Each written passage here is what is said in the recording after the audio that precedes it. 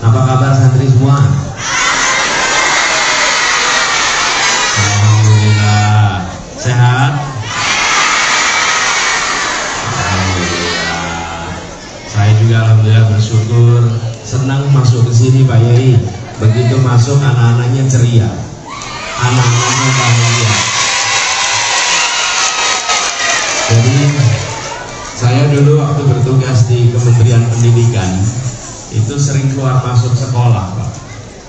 Dan kalau mau tahu sebuah sekolah, sebuah tempat pendidikan, termasuk pondok, itu bagus apa tidak, paling gampang datang lihat. Kalau anak-anaknya cemberut, ini sekolah ada masalah. Kalau anak-anaknya bersungut-sungut, ini ada masalah. Tapi kalau datang anak-anaknya ceria, ini berarti tempat pendidikan yang baik. Karena tempat belajar harus menyenangkan. Harus apa? Menyenangkan. Kalau senang, maka belajarnya akan menjadi baik. Tapi kalau nggak menyenangkan, waduh berat. Kalau di pondok kan mukim di sini ya, mukim ya baik-baik, mukim semua, mukim. Jadi kalau suasana pondoknya itu ceria, berarti ini belajarnya benar. Insya Allah semuanya nanti akan berhasil belajar di sini. Lalu saya ingin sampaikan juga pada semua Pak Yai, ini saya ngobrol sama santri-santrinya, boleh ya Pak Yai ya? Boleh ya? Boleh. Saya mau tanya nih, kalau di pondok, kalau pagi bangunnya jam berapa? Ya?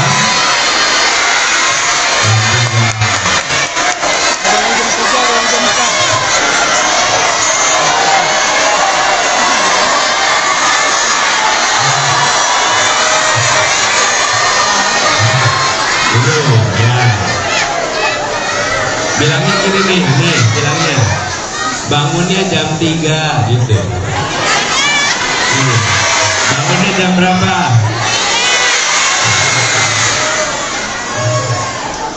Nah, bangun jam 3. Terus habis bangun apa kegiatannya? Sholat apa? Tahajud dulu ya? Tahajud dulu. Terus subuhnya jam berapa sekarang? Jam 4. Kalau gini nggak apa-apa.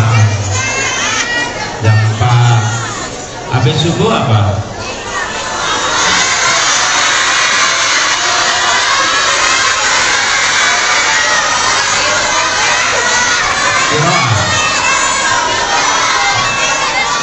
Terus ada kegiatan habis subuh. Terus mandinya jam berapa? Tidur langsung mandi, jadi jam 3 langsung mandi, biar seger ya. Terus masuk kelas jam berapa? Selesainya jam 11. Habis jam 11 apa?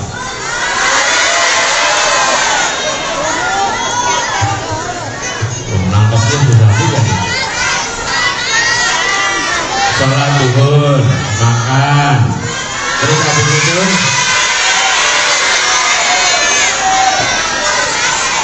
ini satu coba ke depan, satu ke depan, saya ajak tanya. Siapa yang mau ke depan?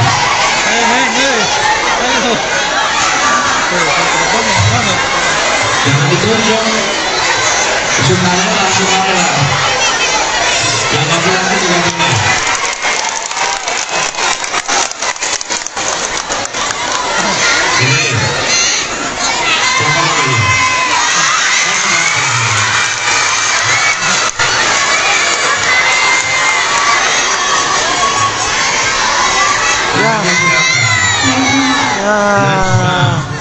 Kalau kamu namanya siapa? Rifadli. Kelas berapa Rifadli? KMI. Kelas 5 KMI atau kelas 2 SMA? Kamu nyambung bener ya, hebat nih. Najmi, jadi tadi saya tanya nih. Bener kan? Najma. Kalau udah siang selesai sekolah, terus apa kegiatannya? Belajar siang. Belajar siang. Mulai jam? Siang, habis belajar siang tidur. Mulai jam berapa belajar siangnya? Habis zuhur. Habis zuhur sampai jam? Setengah 2, jam 2. Sampai jam 2. Terus istirahat. Ya. Terus bangunnya jam? Jam 3. Jam 3. Jadi ada istirahat siang sebentar ya. Terus habis itu asar bangun lagi. Habis asar apa? Ngaji sampai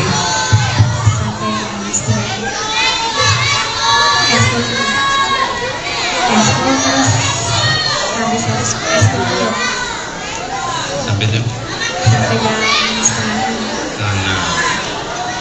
6. Sampai maghrib. Habis maghrib apa kegiatannya? Habis maghrib lanjut Ngaji sampai jam Bisa. 7.45. Sampai 7.45. Terus sholat isya sama-sama. Habis sholat isya, Habis itu belajar malam sampai jam setengah 10. Makannya kapan? Pada seluruh pimpinan pondok, para ustadz, para ustazah yang saya hormati, kami saat ini sedang mendapatkan amanat di dalam proses pemilihan presiden. Saya dan Gus Imin bertugas bersama-sama menjadi calon. Kami ingin Indonesia berubah. Kami ingin Indonesia lebih adil. Kami ingin tidak ada lagi pembedaan. Apalagi kalau di pendidikan, tidak lagi ada dibeda-bedakan antara negeri dan swasta. Jangan dibedakan antara sekolah umum dan sekolah agama, dengan pondok, dengan madrasah. Fasilitasnya harus sama. Kenapa? Karena yang berada di sekolah-sekolah ini, yang berada di madrasah ini juga anak Indonesia. Negeri ini mau membangun semua, bukan hanya anak yang berada di sekolah milik pemerintah. Itulah sebabnya mengapa gagasan yang kita bawa namanya keadilan, supaya adil, supaya setara. Kalau setara adil, insya Allah semua dapat kesempatan yang sama untuk masa depan yang lebih baik. Jadi kami membawa gagasan tentang keadilan, dan ini juga kita rasakan sekarang. Saya tadi pagi mampir di pasar baru di Karawang. Sampai di pasar itu ternyata harga-harganya pada murah semua. Betul nggak, Bu? Enggak, pada apa? Mahal. Berasnya sekarang berapa berasnya, Bu? 15. Cabai merah keriting 90, 100. Cabai rawit mahal, bawang semua mahal. Nih, berasnya mahal. Saya mau tanya, petaninya terima uangnya enggak? Itu harga yang mahal itu sampai ke petani apa tidak? Itu masalahnya. Karena itu insya Allah kami, salah satu yang kita prioritaskan adalah bagaimana kita membuat kebutuhan pangan kita kembali menjadi murah, kembali jadi terjangkau bagi semua. Kalau itu kita kerjakan, sambil di sisi lain para petani, kalau ketemu petani, mereka selalu menyampaikan ada 3 masalahnya, Pak. Apa aja? 1, pupuk. 2, pupuk. 3, pupuk. Masalahnya apa? Pupuk. Pupuknya susah, betul tidak? Nah, ini banyak petani di sini. Karawang itu salah satu lumbung, betul tidak? Salah satu lumbung, tapi petani-petaninya tidak merasakan kesejahteraan. Jadi kami ingin pasokan pupuk ke petani aman, kemudian harga jual gabahnya lebih baik, dan insya Allah nanti yang menerima hasilnya di rumah tangga harganya lebih murah. Karena itu kami sampaikan, kami melihat food estate bukan sebagai solusi untuk Indonesia ke depan. Yang harus dikerjakan adalah namanya kontrak farming. Kontrak farming itu bukan petani jadi buruh kontrak, bukan. Kontrak farming itu artinya para petani yang punya lahan dikontrak untuk atau punya kontrak untuk hasilnya dibeli, sehingga mereka bercocok tanam dengan rasa tenang karena mereka tahu sudah akan ada yang membeli. Jakarta sudah melakukan itu. Waktu saya bertugas di Jakarta, kami lakukan kontrak farming dengan ratusan gabok tani seluruh Indonesia. Apa yang terjadi? Jakarta langsung membeli dari petani. Petaninya punya kontrak sama kita 5 tahun. Jadi dia tenang, 5 tahun nanem, udah nggak tegang lagi. Dan karena punya kontrak dengan pembeli, dia bisa kredit traktor, dia bisa kredit alat-alat pertanian, dia bisa mencari semua kebutuhan dengan rasa tenang. Kenapa? Karena dia punya kontrak, akan ada jaminan yang membeli. Nah, bagi kami di Jakarta kan nggak punya sawah, kami punya kepastian ada pasokan beras ke Jakarta, sama-sama untung. Yang di Jakarta tenang, ada pasokan, harganya jelas, petaninya tenang karena dia menanam dengan ada harga yang pasti. Dan yang di tengah tuh apa, yang di tengah tuh calo-calo tengkulak hilang, dipotong karena langsung dari ujung ke ujung. Betul tidak? Nah, itu yang ingin kita kerjakan sama-sama. Terus sekalian, Pak Yai yang saya hormati, terima kasih atas kesempatan untuk silaturahmi. Mohon doanya agar kami bisa menjalankan amanat ini dengan baik.